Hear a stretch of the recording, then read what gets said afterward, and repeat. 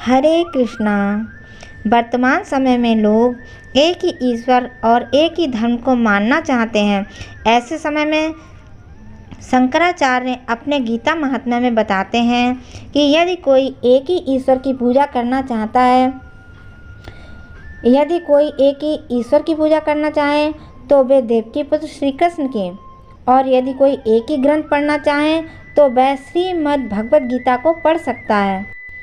और जब ये भगवद गीता सुनाई गई, वह दिन है मोक्षदा एकादशी।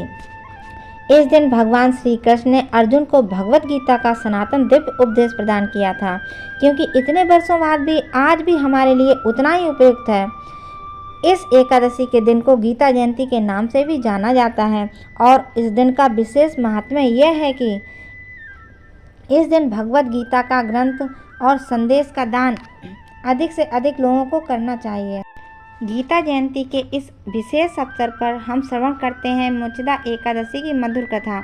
एक समय की बात है जब भगवान श्री कृष्ण से युधिष्ठिर महाराज ने पूछा, हे ऋषिकेश, मार्गशीर्ष मास के शुक्ल पक्ष में कौन सी एकादशी आती है और उसका महात्म्य क्या है, कृपा करके बताएं। यह सुनकर भगवान कृष्ण ने उत्तर दिया, हे राजन, मार्गशीर्ष मास के शुक्ल पक्ष में आने वाली परम कल्याणकारी एकादशी को मोक्षदा एकादशी कहते हैं। इस दिन भगवान दामोदर के विग्रह की धूप, दीप, सुगंधित पुष्प और तुलसी पत्र से पूजा करनी चाहिए। अब मैं तुम्हें पुराणों में वर्णित मोक्षदा एकादशी कथा सुनाता हूँ। इसका मात्र श्रवण करने से ही व्यक्ति को अश्वमेध यज्ञ करने का फल प्राप्त होता है, और पुण्य फल से किसी भी व्यक्ति के माता पिता या अन्य कोई पितृ यदि नरकलोक में भी हैं तो उनका भी मोक्ष हो जाता है। इसलिए ध्यानपूर्वक इसका श्रवण करें। इस प्रकार भगवान ने मोक्षदा एकादशी कथा कहना प्रारंभ किया। प्राचीन काल में चंपक नगर की एक अत्यंत सुंदर नगरी थी। यह नगर संपूर्ण सुख एवं समृद्धि से संपन्न था, और वहाँ बैखासन नाम के महान राजा राज्य करते थे। यह अपनी प्रजा का अपनी संतान की तरह पालन करते थे।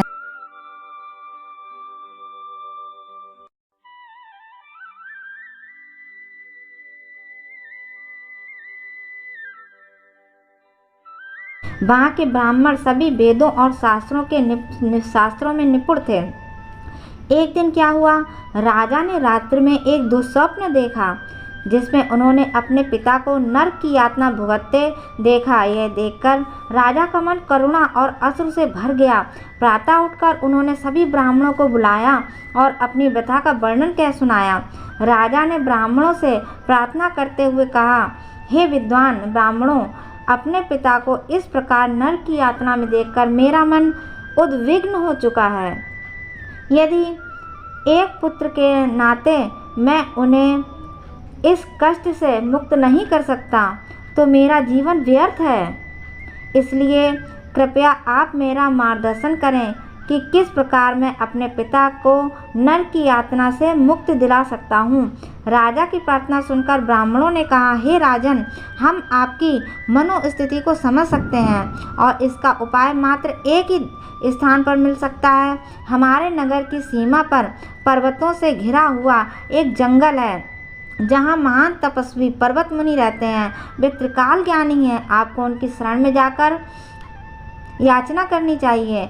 वे अवश्य आपकी सहायता करेंगे। ब्राह्मणों की बात सुनकर राजा बैखासन उसी क्षण जंगल की ओर निकल पड़े, और वहाँ पर्वत मुनि के आश्रम में जाकर उन्होंने ऋषि को दंडवत प्रणाम किया। महान तेजस्वी और तपस्वी पर्वत मुनि ने राजा से अपने परिवार और प्रजा की सुखकारी के बारे में पूछा। राजा ने उसका उत्तर देते हुए कहा, हे ऋषिवर, आपके आशीर्वाद से राज्य और राज्य के सभी अंग सुखी और सुरक्षित हैं। बस एक ही व्यथा है, उसी के समाधान हेतु मैं आपकी शरण में आया हूँ। यह कहकर राजा ने अपने स्वप्न की बात कह सुनाई। राजा की बात सुनकर पर्वत मुनि ध्यान अवस्था में जाकर राजा के भूत, वर्तमान और भविष्य पर चिंतन करने लगे, और फिर राजा से कहा, हे राजन, आपके पिता अपने पूर्व जन्म के दुष्कर्म के कारण नरक में यातना भुगत रहे हैं। यह सुनकर दुखी राजा बैखासन ने ऋषि से पूछा, हे प्रभु, तो इसका निवारण क्या है? किस प्रकार मैं अपने पिता को इस पाप कर्म से मुक्त ही दिला सकता हूँ? पर्वत मुनि ने कहा, मार्गशीर्ष मास के शुक्ल पक्ष में मोक्षदा एकादशी आती है। यदि आप इस एकादशी का श्रद्धा और नियम पूर्वक पालन करेंगे और उससे अर्जित पुण्य फल को अपने पिता को प्रदान करेंगे तो अवश्य ही आपके पिता को नरक से मुक्ति मिल सकती है। ऋषि की बात से संतुष्ट होकर राजा वापस अपने महल में आए और आने वाले महीनों में उन्होंने अपने परिवार के साथ मोक्षदा एकादशी का नियम पूर्वक पालन किया। उससे अर्जित पुण्य फल को उन्होंने जैसे ही अपने पिता को अर्पित किया, उसी क्षण आकाश से पुष्प वर्षा होने लगी और राजा ने अपने पिता को दिव्य विमान में बैठाकर उन्हें आशीर्वाद देते हुए बैकुंठ की ओर जाते हुए देखा।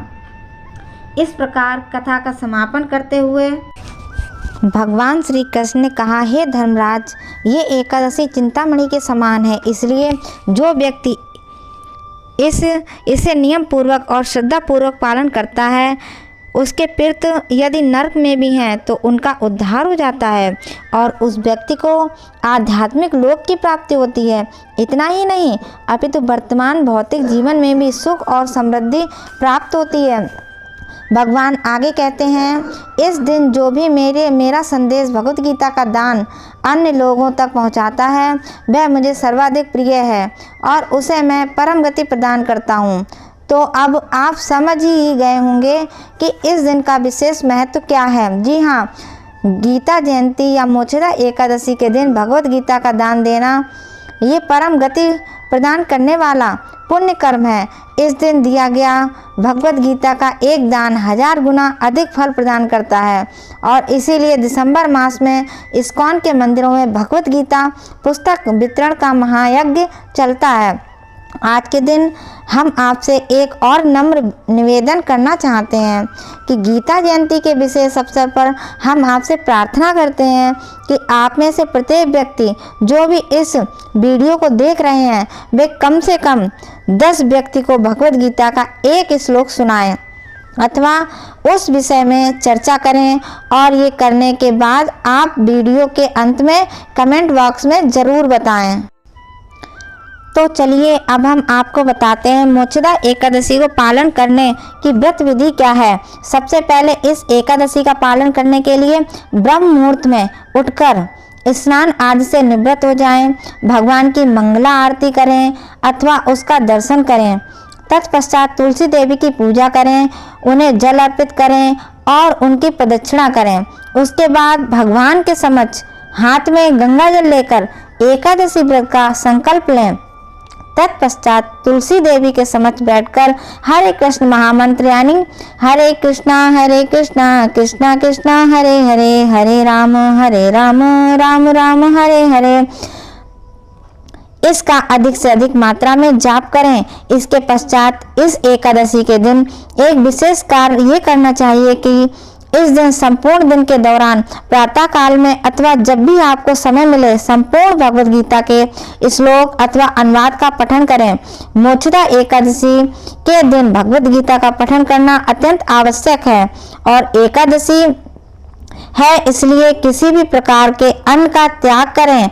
आप फल, दूध, फलों का रस या फिर आवश्यकता पड़ने पर एकादशी प्रसाद इत्यादि ले सकते हैं, लेकिन हर अवस्था में भौतिक चर्चा में समय व्यय किए बिना अधिक से अधिक स्वयं को हरे कृष्ण महामंत्र में लगाएं। कृष्ण चेतना में स्थिर रखने का प्रयास करें। इस दिन भगवत गीता के पठन के साथ अपनी क्षमता अनुसार उसका दान भी अवश्य दें। तो चलिए इस परम पूज्य मोक्षदा एकादशी का श्रद्धा पूर्वक पालन करते हैं और भगवान केशव से उनकी कृपा की चर्चा करते हैं। और अगर आपको ये वीडियो अच्छी लगे तो लाइक, शेयर और कमेंट कीजिए और भी ऐसी कथाएं सुनने के लिए हमारे चैनल को सब्सक्राइब कर लीजिए। हरे कृष्णा।